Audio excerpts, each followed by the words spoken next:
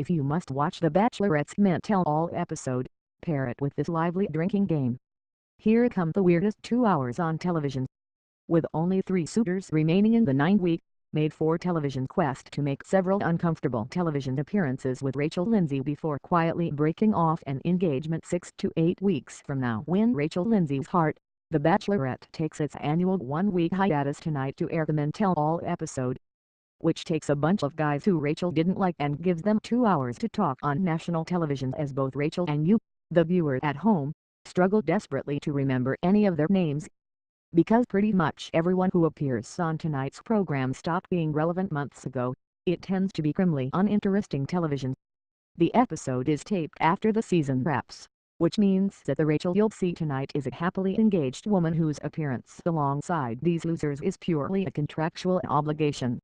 It is also the contestants' last chance to cash in on their newfound celebrity-ish status before resuming their careers as aspiring personal trainers in Hermosa Beach, which means that they have every incentive to 1. Talk for as long as they can and 2. Say wild shit, regardless of whether it is true or makes any sense whatsoever.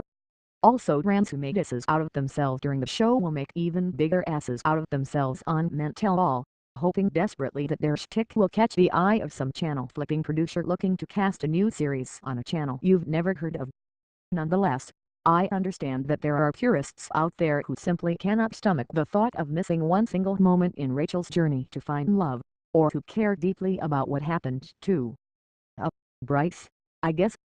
Thus, to ensure that tonight's episode isn't entirely devoid of joy, I present to you some suggested rules for livening up the proceedings. Please remember to drink responsibly, and to feel free to turn off the TV and go for a walk if it's nice outside.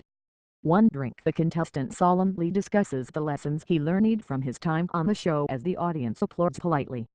Chris Harrison promises that something unprecedented happens in a transparent gambit to keep your attention. Jonathan haltingly explains that the whole tickle monster thing was just a gag, and that he's actually a nice, normal guy, and that perhaps declaring his love for tickling on national television was an ill-advised move for a man who is still out in the world trying to date people. You glance at the clock and wonder if a good Shark Tank rerun is on.